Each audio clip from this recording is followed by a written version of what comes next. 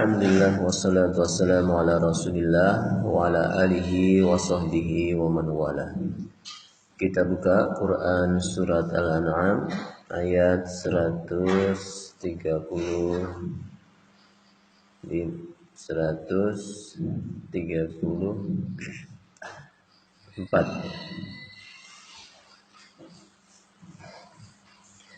A'udzu billahi minasy syaithanir rajim.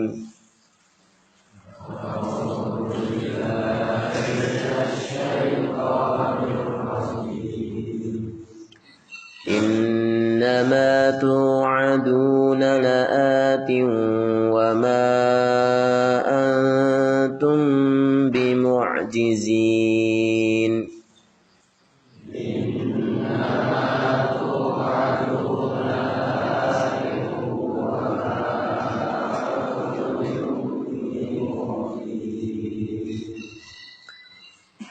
Sesungguhnya apa yang dijanjikan kepadamu pasti datang, dan kamu sekali-kali tidak sanggup menolaknya. Setelah di ayat sebelumnya Allah menyampaikan bahwa Dia adalah Sang Maha Kaya yang memberikan banyak rahmat, yang berkuasa jika Dia menghendaki bisa saja memusnahkan manusia dan mengganti dengan generasi yang lain. Maka di dalam ayat ini Allah Subhanahu wa taala menegaskan, memberikan penegasan dan bahkan ancaman kepada musuh-musuh Nabi Muhammad sallallahu alaihi wasallam. Di saat mereka di dunia ini mendapatkan siksa, dan juga di akhirat nanti kelak mereka juga akan mendapatkan siksa dari Allah, yaitu api neraka, maka mereka tidak akan bisa memiliki kekuasaan untuk menolaknya. Mereka tidak bisa lari, mereka tidak dapat menghalangi siksaan Allah Subhanahu wa taala. Allah tegaskan di dalam ayat ini bahwa hari pembalasan itu atau yaumul hisab, hari kiamat itu pasti datang. Tidak ada satupun makhluk yang mampu mencegah, memajukan atau memundurkannya. Semua makhluk akan dikumpulkan oleh Allah di hari kiamat melalui kuasanya, dan itu tidaklah sulit bagi Allah Subhanahu wa taala. Terlalu mudah bagi Allah mengumpulkan makhluk-makhluknya yang sudah mati dan kemudian membangkitkan kembali. Terlalu mudah bagi Allah untuk mengadili satu persatu dari makhluk-makhluknya, meskipun makhluk tersebut pada awalnya sudah hancur, sudah menjadi tulang belulang yang hancur, sudah mungkin tidak terlihat lagi bekas-bekas dari jasadnya.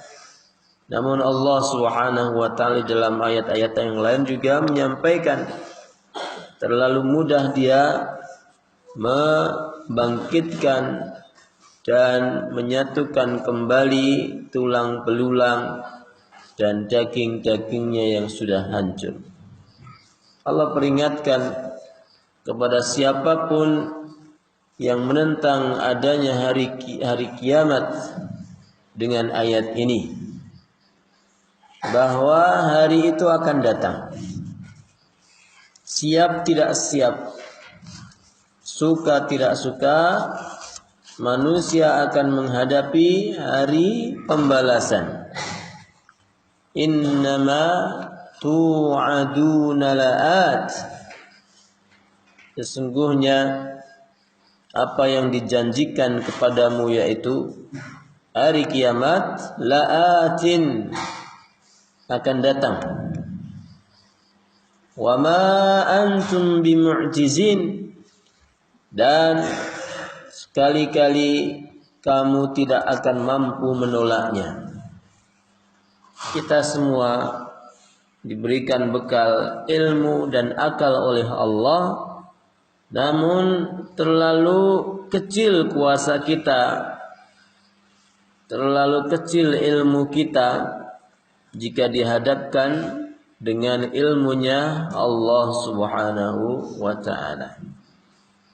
Kadangkala banyak orang yang terlena dengan dunia ini, seakan-akan mereka tidak mempercayai akan adanya hari kiamat, tidak mempercayai akan adanya hari akhirat, sehingga tidak berbekal menghadapinya.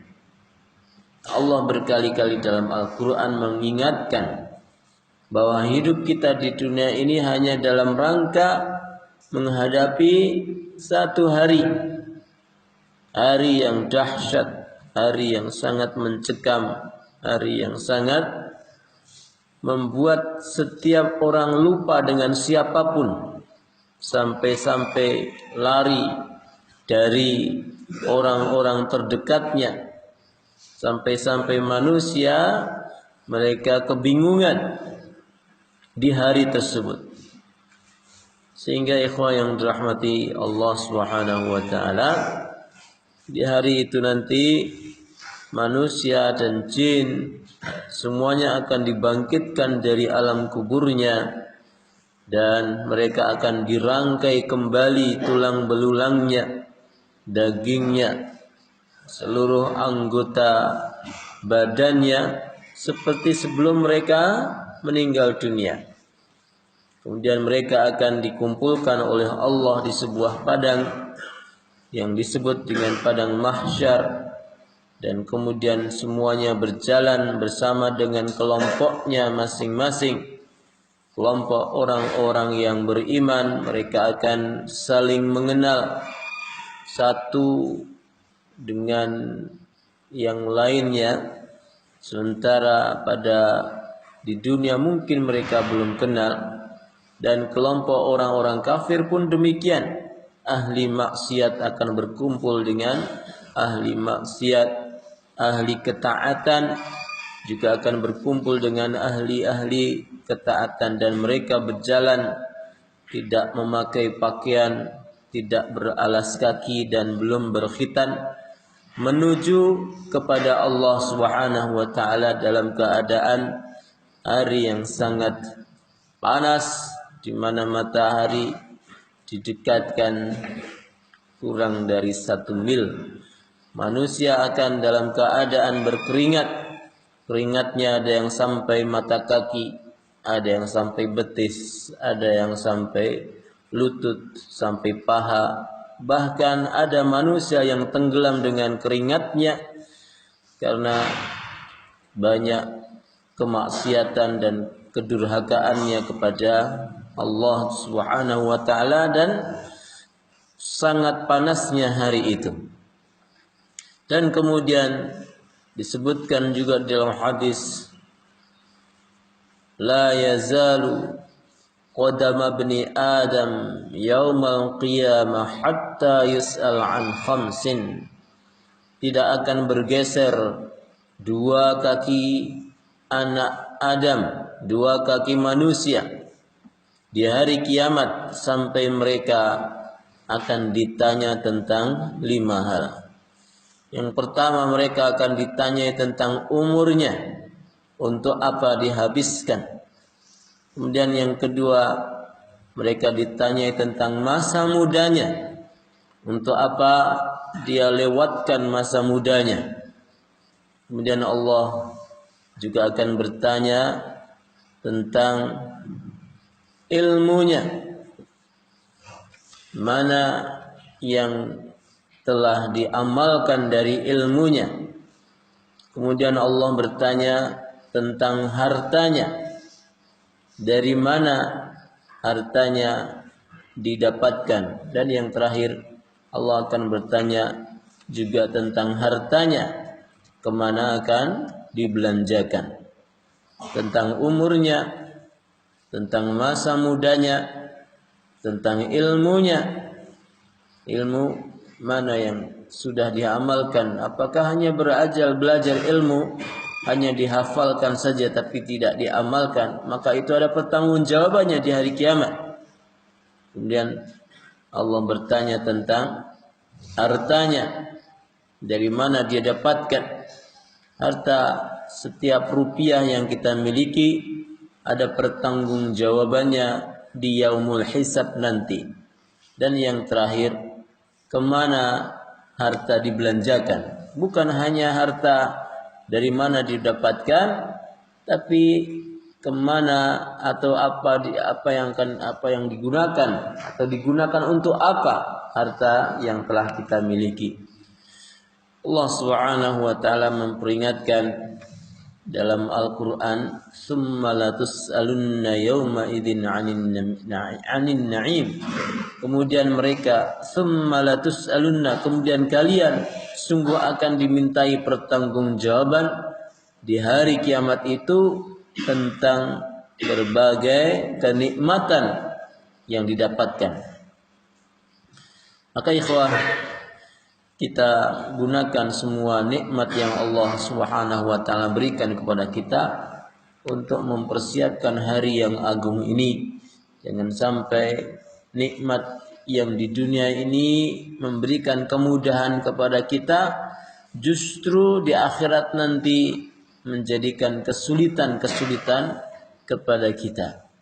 Harta yang kita miliki, yang kita senang, bahkan bahagia, bangga di dunia ini, jangan sampai di akhirat nanti justru merepotkan, karena harta didapat dari cara yang haram dan dibelanjakan kepada hal-hal yang haram juga. Ilmu yang kita dapatkan jangan hanya dihafalkan saja, jangan hanya sekedar sebagai ijazah saja, tapi ilmu seperti yang dikatakan oleh Imam Syafi'i rahimahullahu ta'ala, bukanlah ilmu apa yang dihafalkan, tapi ilmu adalah apa yang diamalkan.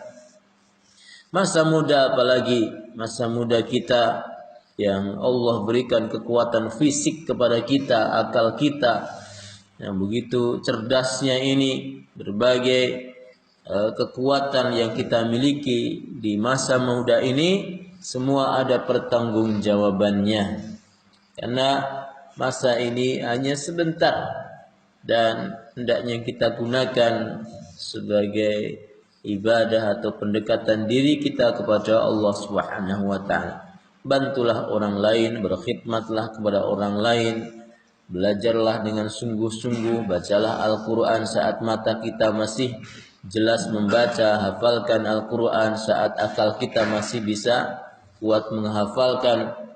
Berjalanlah, gunakanlah kaki kita untuk kebaikan-kebaikan, gunakanlah tangan kita yang masih kuat ini untuk kebaikan. Semua ada pertanggungjawabannya, karena masa muda adalah masa yang diharapkan kita saat kita kecil dulu.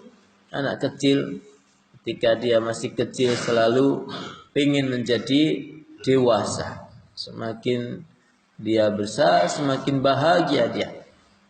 Sebaliknya, orang tua, orang yang sudah memiliki fisik yang lemah, mereka menyesali atau mereka berharap kalau bisa seperti muda lagi, pengennya badannya kuat lagi, bisa kemana-mana, bisa melakukan ini dan itu, mengangkat ini dan itu.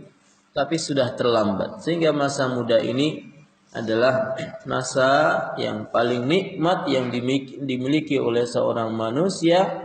Namun banyak manusia yang lalai, tidak menggunakan dengan sebaik mungkin. Kemudian tentu umur kita, gunakan umur kita hari-hari kita, waktu-waktu yang Allah sediakan untuk kita ini untuk kebaikan-kebaikan. Semoga Allah Subhanahu wa taala mengumpulkan kita bersama dengan orang-orang yang Dia ridhai, dan Allah melindungi, memberikan perlindungan kepada kita di yaumul hisab. Wa sallallahu ala nabiyyina Muhammadin wa ala alihi wa sahbihi ajmain. Assalamualaikum warahmatullahi wabarakatuh.